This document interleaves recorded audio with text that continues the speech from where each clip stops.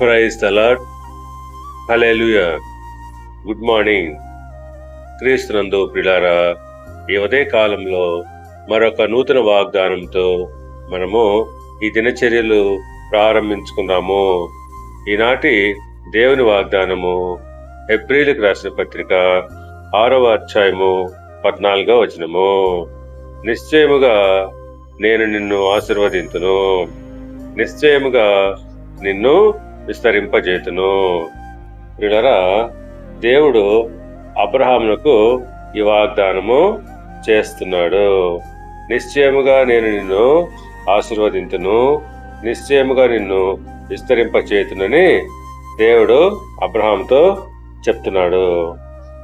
ఆ మాట నమ్మి అతడు ఓర్పుతో సహించి ఆ వాగ్దాన ఫలము పొందెను. వీళ్ళరా, ఆది కాండము 24వ అధ్యాయము 35వ వచనం మనం గమనించినట్లయితే, యెహోవా నా యజమానిని బహుగా ఆశీర్వదించెను గనుక అతడు గొప్పవాడాయను. అతనికి గొర్రెలను, గొడ్లను, వెండి బంగారములను, దాసదాసీ జనములను, ఒంటెలను, గాడిదలను దయచేసెను. ఈ మాటలు అబ్రహాము దాసుడైనటువంటి ఎలియాజరు అంటున్నాడు. దేవుడు నా యజమానిని బహుగా ఆశీర్వదించెను అని చెప్తున్నాడు.